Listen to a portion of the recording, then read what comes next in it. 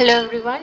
Today's topic is money market and capital market. So the money market, capital market ரெண்டுமே எங்க இருந்து வருதுன்னு பார்த்தீங்கன்னா ஃபினான்ஷியல் மார்க்கெட்.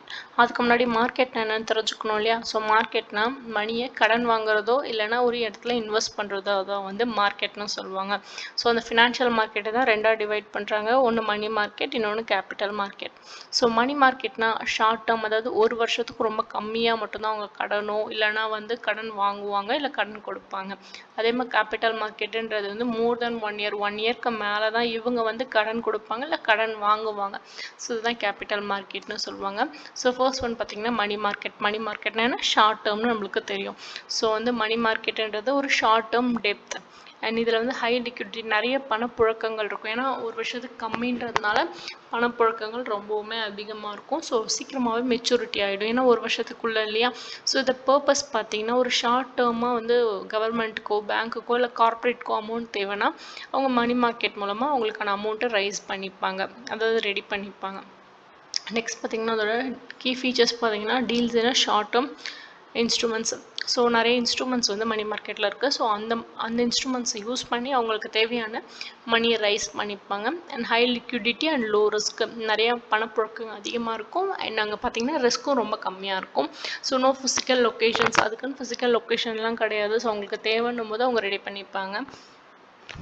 நெக்ஸ்ட் பார்த்தீங்கன்னா இன்ஸ்ட்ருமெண்ட்ஸ் ஆஃப் மணி மார்க்கெட்.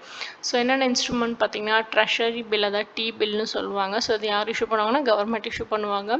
ஒரு வருஷத்துக்கு ஒரு நாள் கம்மியாக இருக்கும். 364 நாட்களுக்கு தான் வந்து அதுக்கான மெச்சூரிட்டி பீரியட். ஸோ ஒரு எக்ஸாம்பிள் பார்த்தீங்கன்னா ஆர்பிஐ வந்து ஏலம் விடுது 91 நாள் டி பில்லை வந்து எதுக்கான கவர்மெண்ட்க்கு வந்து ஒரு கேஷ் தேவைப்படுது. ஸோ அதுக்காக ஒரு 91 நாளுக்குள்ளே வந்து ஒரு டி பில்லை வந்து அனௌன்ஸ் பண்ணுறாங்க. நெக்ஸ்ட் கமர்ஷியல் பேப்பர்ன்றது வந்து கார்ப்பரேட் தான் ரைஸ் பண்ணுவாங்க அவங்களுக்கு தேவையான ஃபண்டுக்காக.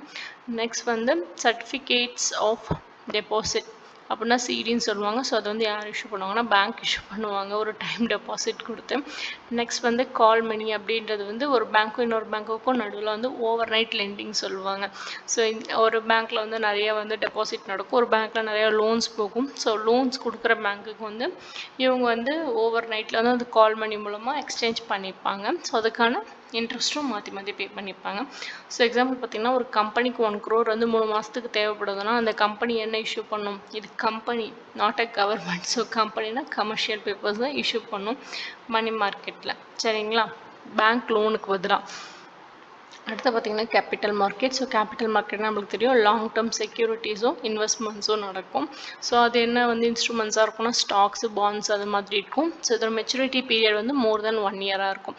ஸோ இதோட பர்பஸ் பார்த்தீங்கன்னா லாங் டேர்ம் கேபிட்டலுக்காக. ஸோ கவர்மெண்ட்டோ கம்பெனிஸோ அதாவது கார்ப்பரேட்ஸோ வந்து ரைஸ் பண்ணுவாங்க. கீ ஃபீச்சர்ஸ் பார்த்தீங்கன்னா வெல்த்தை வந்து கிரியேட் பண்ணுறதுக்காக அண்ட் ஒரு long term investment and primary secondary market வந்து இதில் இருக்குது.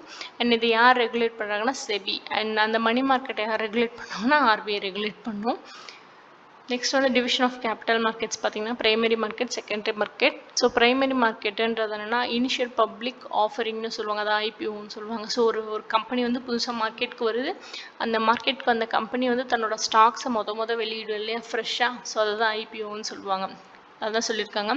நியூ செக்யூரிட்டிஸ் வந்து இஷ்யூ ஆகுதுன்னா அது ஐபிஓன்னு சொல்லுவாங்க. எக்ஸாம்பிளுக்கு ஜொமேட்டோ வந்து ஃபண்டு தேவைப்படுதுன்னு சொல்லிட்டு ஷேர்ஸை வந்து ரைஸ் பண்ணும் பொழுது, அதை இஷ்யூ பண்ணும் பொழுது அதை ஐபிஓன்னு சொல்லுவாங்க. அண்ட் செகண்டரி மார்க்கெட்னா அவங்க இஷ்யூ பண்ண ஷேரை இப்போ நான் வாங்கிட்டேன் அண்ட் எனக்கு இப்போ அர்ஜென்ட்டாக வந்து பணம் தேவைப்படுதுன்னு சொல்லிட்டு நான் என்னோடய ஃப்ரெண்டுக்கும் இல்லை எனக்கு தெரிஞ்ச வேறு யார்கிட்டயோ நான் விற்றேன்னா அது செகண்டரி மார்க்கெட் செல்லிங்னு சொல்லுவாங்க. அதை நான் எப்படி விற்க முடியும்? அந்த ஸ்டாக்ஸ் எப்படி நான் எக்ஸ்சேஞ்ச் பண்ண முடியும்? என்எஸ்சி, பிஎஸ்சி மூலமாக எக்ஸ்சேஞ்ச் பண்ண முடியும்.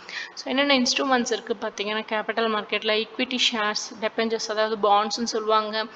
நெக்ஸ்ட் வந்து preference share and mutual funds, இது எல்லாமே வந்து இன்ஸ்ட்ருமெண்ட்ஸ் ஆஃப் கேபிட்டல் மார்க்கெட். ஒரு எக்ஸாம்பிள் பார்த்தீங்கன்னா ஒரு இன்வெஸ்டார் வந்து இன்ஃபோசிஸ் ஷேரை வந்து என்எஸ்சியில் வந்து பை பண்ணுறாரு அண்ட் அதை வந்து ரொம்ப வருஷத்துக்கு வந்து லாங் டேர்மாக ஒரு அசட்டாக அதை வந்து ஹோல்ட் பண்ணிகிட்ருக்காரு. ஸோ இது வந்து செகண்டரி மார்க்கெட்டில் தான் அவர் வந்து இன்ஃபோசிஸ் ஷேரை வாங்குறாரு அண்ட் அவர் லாங் டைம் ஹோல்ட் பண்ணுறதுனால இது என்னது கேபிட்டல் மார்க்கெட்டாக ஆகுது. ரெண்டுக்குமான டிஃப்ரென்ஸ் பார்த்தீங்கன்னா டியூரேஷன் வச்சு ஃபஸ்ட் பார்த்தா மணி மார்க்கெட்டில் ஒரு வருஷத்துக்கு கம்மியாக தான் இருக்கும், கேபிட்டல் மார்க்கெட்டில் ஒரு வருஷத்துக்கு மேலே தான் இருக்கும். ரிஸ்க்கு மணி மார்க்கெட்டில் கம்மி, பட் கேபிட்டல் மார்க்கெட்டில் மாட்ரேட்டாக இருக்கும் இல்லைனா ஹையாக இருக்கும். ஸோ ரிட்டர்ன் பார்த்தீங்கன்னா மணி மார்க்கெட்டில் கம்மி, ஏன்னா ரிஸ்க்கு கம்மினா கண்டிப்பாக ரிட்டர்னும் கம்மியாக தான் இருக்கும். அண்ட் ரிஸ்க் அதிகமாக இருக்கக்கூடிய கேபிட்டல் மார்க்கெட்டில் ரிட்டர்னும் அதிகமாக இருக்கும். அண்ட் ரெகுலேஷன்ஸ் பார்த்தீங்கன்னா மணி மார்க்கெட் ஆர்பிஐ, கேபிட்டல் மார்க்கெட்டை செபி. இன்ஸ்ட்ருமெண்ட்ஸ் நீங்கள் முன்னாடி பார்த்த இந்த இன்ஸ்ட்ருமெண்ட்ஸ் வேணால் ஒரு 2 எழுதலாம். டிபில், சிபிசிடி, இதில் வந்து ஷேர்ஸ், டெபெஞ்சர், பாண்ட்ஸ்ன்னு சொல்லிட்டு எழுதலாம். ஸோ அவ்வளோதான் வந்து மணி மார்க்கெட்டும் கேபிட்டல் மார்க்கெட்டும். ஸோ இந்த வீடியோ உங்களுக்கு பிடிச்சிருக்கும்னு நம்புறேன். ஸோ பிடிச்சிருந்துச்சுன்னா ஒரு லைக் பண்ணிக்கோங்க. இந்த வீடியோ யாருக்கு யூஸ்ஃபுல்லாக இருக்கும்னு நினைக்கிறீங்களோ உங்களுக்கு ஷேர் பண்ணுங்கள். மறக்காமல் நம்ம சேனலை சப்ஸ்கிரைப் பண்ணுங்கள். நெக்ஸ்ட் என்ன டாபிக் போடலான்றதை மறக்காமல் கமெண்ட் பாக்ஸில் கமெண்ட் பண்ணுங்கள். தேங்க்ஸ் ஃபார் வாட்சிங்.